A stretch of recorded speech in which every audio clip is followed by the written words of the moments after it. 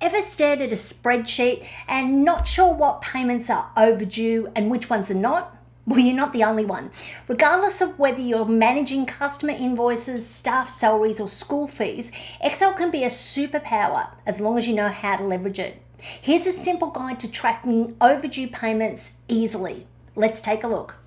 First of all, we're going to start with a simple layout in a spreadsheet. We have client name, invoice number, due date, amount, a payment status, and I've got paid in there for any invoices that have already been paid. And I have days overdue, which we're going to look at creating a formula for later on. So it's really important that this little spreadsheet that you have, whether it's data you're importing from somewhere else into Excel, it must have no blank columns and no blank rows. So if it has blank rows, Excel thinks that's the end of the list of data and it won't look at any information below it. Now, you need to play by Excel's rules if you want Excel to do the heavy lifting for you. Now, whilst there's no data in this days overdue column, there is a column heading, so that's okay. So this data has no blank rows and no blank columns. So the next thing I've done is I've made these column headings bold. So that makes the heading stand out just visually for me, but it also indicates to Excel that that is the title of that particular column. And you'll notice there's no blank row between the heading and the data sitting beneath it. Now, the next thing we need to do is we need to highlight overdue payments based upon the due date as opposed to what today's date is. So the first thing we need to do is we click on the cell that has the due date in it. And now you'll notice that I'm not on the column heading, I'm on the cell underneath it, the first date. If I go Control Shift and down arrow, it selects all the way to the bottom. And if you aren't sure, you can drag down. I'm just going to use the elevator bar on the right hand side of the screen to scroll back up. So now I'm about to highlight using conditional formatting these dates that are past today's date. So I'm going to click on the conditional formatting button and I'm going to choose new rule in the bottom section. And from here I'm going to use a formula to determine what cells to format. Now, I'm going to type in a formula. Let me just type the formula in first and then I'll explain it to you. Okay, so let's have a look at this formula. So the equals tells Excel we're about to do some maths, or we're using a formula to calculate our formatting on this cell.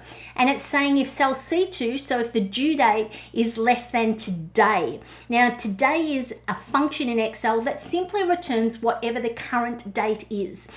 So today and the closing brackets means whatever today's date is. So Excel is taking C2 and working out whether it is less than the due date. Then Excel is saying, okay, if C2, the due date, is prior to today's date and E2 has nothing in it. So the quotation marks represent whatever's inside it is text, and because the quotation marks are side by side, it means there's nothing in that cell. So we're saying if the cell meets this criteria, that's what it needs to test. So we're going to click Format, and what I'm going to ask it to do, if I go to the Fill tab, is to pick a color, and I'm just going to pick this nice orangey sort of color. And if I click OK, this is what's going to happen. And if I click OK, what we will see is cells will highlight based upon whether the payment status is empty and the due date is prior to today's date, which is the 9th of October at the time of recording this. So what we've done now is we've set up a spreadsheet and we're highlighting overdue payments. So this is highlighting the ones that we need to follow up on, which is great, but let's take it a step further. Wouldn't it be good to work out how many days overdue each of these invoices is?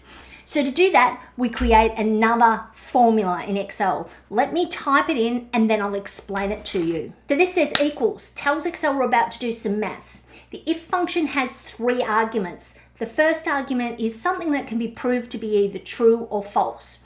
Then after that, we have what do we want Excel to do if it finds the value true, and what do we want it to do if it finds it false.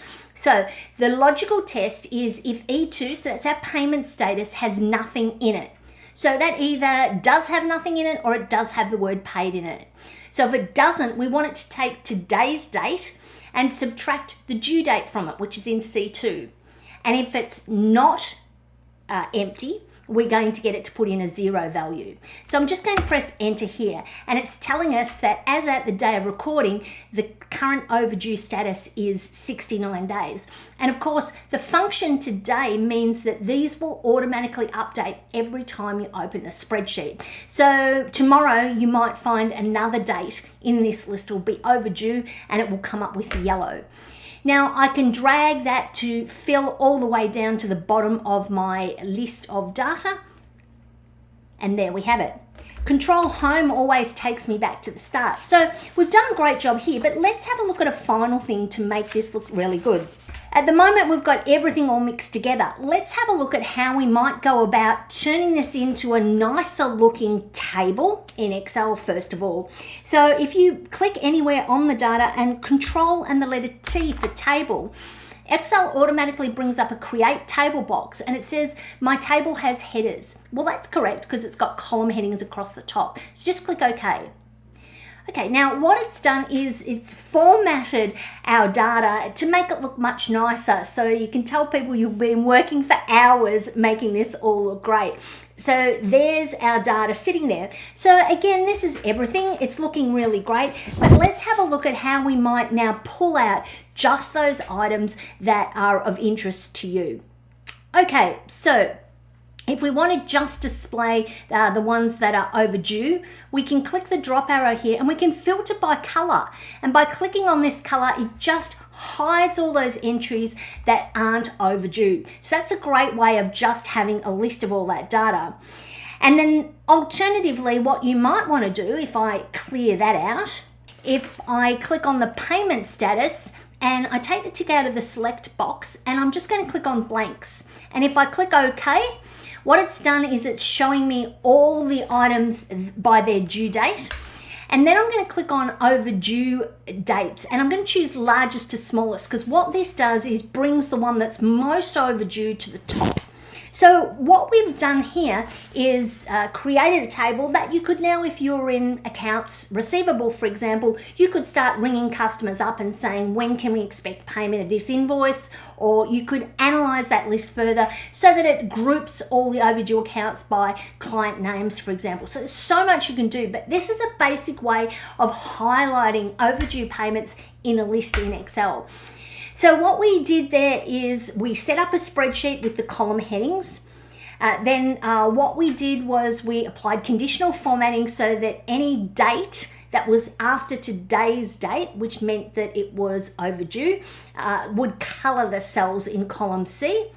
Then we created a little formula in our days overdue column to calculate the difference between today's date and the due date, so we could find out how many days overdue this particular invoice is.